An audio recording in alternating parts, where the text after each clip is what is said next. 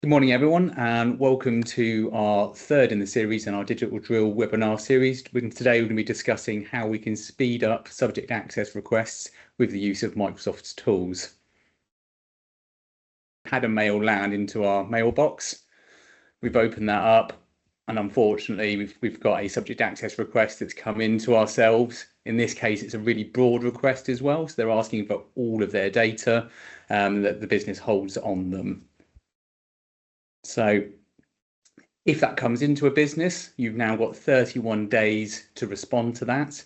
If there is needing additional time required to kind of narrow the scope of that, then that could potentially be extended by a further 2 months if there's agreement. So looking at 3 months at that point, but typically we're looking at a 1 calendar month process for this.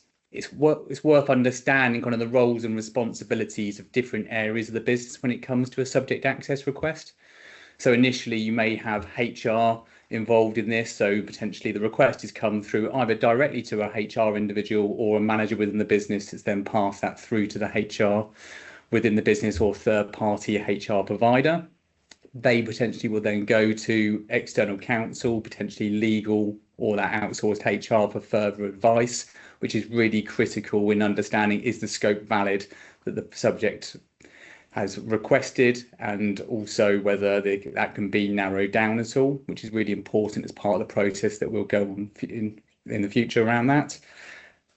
Once that's been defined, that can be then passed over to IT, whether that's internal or with an external provider, to run the relevant searches and export that data based on that search criteria. That can then be passed over to individuals that have been defined in the business to review that data, redact it, and make sure that it fits the scope. Finally, going for full HR review before being sent on to the data subject. So I'm going to pass you back to Laura for this next section, where she's going to kind of discuss that HR process at the beginning of the topic. Lovely, thank you, Lewis. So the request has come in, you've got your 31 days.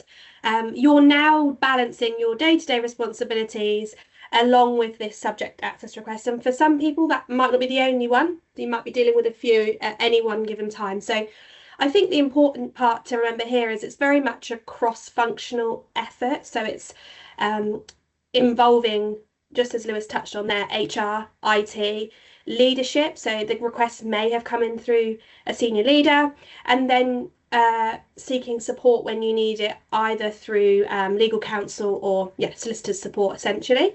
So the request is in, log and acknowledge that, and then clarify the scope. So understanding what is a proportionate and reasonable search. So filtering that down to make sure that you are interpreting broadly, because you're expected, to search across the whole organisation, not just where it's convenient. So understanding where is data held, what does personal data mean, going right back to the beginning of that request and the data subject, and just fully understanding what's expected and working with the other teams to pull that together.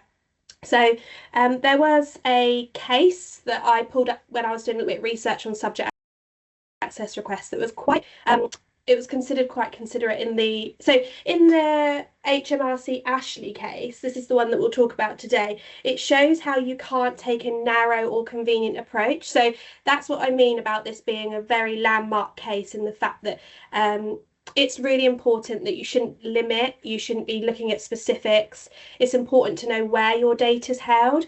So HMRC were inconsistent in this case. Their departmental approach was criticised. So getting them wrong creates real risk. So the key message in that case was treat your SARs seriously, document everything, and assume what you hold may need to be disclosed. So again, it's going back to what we always fall back to in HR: what's reasonable, what's proportionate, and not to make assumptions. So make sure that the data you pull is intelligible, it's transparent. So when you're sending that back to the data subject, it's, again, that keyword, it's widely searched, and you're justifying any exemptions carefully, because this is where the HMRC got caught out in this case. So it's just, looking through the case law, understanding a little bit more about where you can ensure you're thorough and that you're seeking the right support at the right part of the process should you need it. So that's the key part of that case, really, just to make sure you're coordinating a complex, time-sensitive response, not just where it's convenient. Thanks for that, Laura. So now we're just going to be kind of going through the next stage of the process, not looking at technology at this point, but just understanding those next steps, and then we can see how the technology slots into that. So at this point, the HR department have now defined what those search parameters are. So that's back with the data subject through legal counsel. Now there's an agreement as to what the scope is for this particular request. We then need to identify any relevant sources. So if you're within Microsoft 365 entirely, great, we can use the tool set to do that. But if we've got other data sources, for instance, we're using Slack or any other technology providers, we need to understand that we're going to have to do separate searches for that. So living within the Microsoft 365 ecosystem entirely makes this process a lot easier. And then at this point, we can then run those searches and validate that that covers the full scope of the request, ready for them packaging that for export once we've done any redactions and validation of that. Moving on. So now I'm going to be discussing kind of Microsoft Purview and the e-discovery function within that to kind of discuss how subject access requests can be dealt with from a digital standpoint. So within Purview, I say we can look to create a case. So for this particular subject access request, we will create a case, and any of our searches, any of our data live within this. So we'll create this based on this specific case that we've had raised now. And at this point, we're now able to create a series of searches. It's really good to understand that the searches can take up to 24 hours in some cases to run from Microsoft. So they will use times that the data centers are at least utilized. So you don't have control over the export time for that. So if we ran these searches and it came up with 10, 20,000 files because we hadn't defined the search well enough, we would then have to rerun through this process multiple times, or potentially go back to the data subject to redefine that scope if we haven't done that in the earlier stages of the process, which is why those initial days where we're talking with legal counsel are super important. So within the search, we can look at what data types are in context for this. So is it email? Is it Teams chats? Is it data that's held within SharePoint? Anything in Microsoft 365? What is the period of time that we're looking at? So that initial request that came through is all time, but actually following that process of conversation with the data subject, have we been able to narrow that down to a number of months or a year, for example? And then we're also looking at search strings. So are there particular subjects and data text that the subject has requested that we review within this? So again, narrowing this down, and again, any individuals that are related to that. So it may be conversations between X amount of individuals within the business, not necessarily the whole business. So at this point, once we've created the search, we've now searched all that data that's been exported or sat within e-discovery ready for export. We can then put a hold on that data. So that means that the data cannot be changed or edited at this point, which is really critical, that no one's making any edits to that data from when the search was requested. And then at this point, IT or your outsourced IT provider can then export that data. The thing to understand with the discovery solution is now we've got effectively a zip folder or an export of all of these files, but they will not provide you a place for this data to live in. So typically you will need to then create something like a Microsoft Teams site, invite the individuals, for example, HR, any of your data reviewers within that as a closed team that we can upload that data to, so that can be reviewed within a siloed environment. But this is a manual task and needs to be considered. If your IT department hasn't dealt with a subject access request in the past, they may not fully understand the need for the redaction period and for that data to live in a place that can be collaboratively worked on.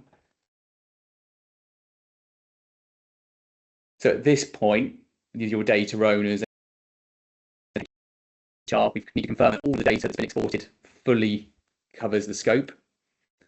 We then need to verify any redaction, so go through each of those documents and redact any other personal data that's not applicable to the search. So, for example, names of other individuals, addresses, financial information, etc. We can then validate that the data is ready and the quality of the pack is considered, obtain approval from HR that we're now ready to release, and then we can then send that to the data subject. So once that's been sent across and the data subject is happy with the response, we can then record that that has been released and then finally close the case with any discovery, which will then release any holes that we have there. But we've got a full audit trail of the case to date. Okay. And then moving on to Microsoft Prever, which I say a lot of businesses may not have heard of. So this is a chargeable solution. So whilst we were just talking about eDiscovery and Purview, which is included in Microsoft Business Premium and most of the Microsoft 365 enterprise plans as part of the initial package, Prever is a separate chargeable product. When it comes to subject access requests, this can be purchased in bulks of 1, 5, and 10. So for large organizations that are dealing with subject access requests on a regular basis, they may choose to buy a larger pack. But typically a business will need to decide, actually, is this particular subject access request fairly onerous and requiring additional assistance? So the e-discovery window may be useful for a very narrow search. For instance, someone's looking at a handful of communications, that free version may be absolutely fine. But for where someone's looking at potentially thousands of records, Prever is a tool set that basically will make the process that little bit easier through templating. So basically this will run through the whole process, similar to what we've discussed before, but basically all of those manual processes and tasks that we had to consider are basically run through the template. So this is Microsoft's diagram and kind of how the process works as an overarching solution. And we'll now drill down into what this means to you as a business. So as I mentioned, the templated function straight away will ask you what type of data law that you're working to. For example, GDPR is what we're discussing at the moment with subject access requests. We can select that, which country we're in, and then the templates and guidance through it are based on that law. And then the process will use, as I say, automation to then guide you through the process. So rather than you having to consider all the manual steps that we discussed before, we can now run this through. So we can look at our searches. It will define what searches you want to do, which individuals are mentioned, what data sources we're looking at. We can then, once it's now run the searches, it will then create the case. You've now got the case with all those data sources available that we were discussing before. And then it will then enable you to create a team automatically. So we can put our contributors into this. So this is our data reviewers and HR, and it will then create a private team for those individuals with that data. And it has redaction functionality within the actual team site. So we can use that to do manual redactions, which you'll see on the screen now. Also, we can then mark each document to say that it's been reviewed. So we've got a structured process to go through all of that data ready for that final submission. But in addition to all of those tools, we also have the ability to use AI to do redactions. So we can give it context to information that may not be valid. So we discussed financial information, subjects that are mentioned that aren't part of the initial search, so other individuals and their private data. It will then flag any areas that it thinks need to be redacted for approval and then automatically create those redactions for you. So it just saves that piece of time and will present you with things that it believes it needs to be reacted rather than a manual process end to end. Of course, it does need human review throughout the process to make sure that we've covered everything. But again, it's a huge time saving piece and it makes the jobs of IT and all the other business owners that bit easier by, say, creating those templates rather than it being an onerous for both parts of the business to understand the process end to end.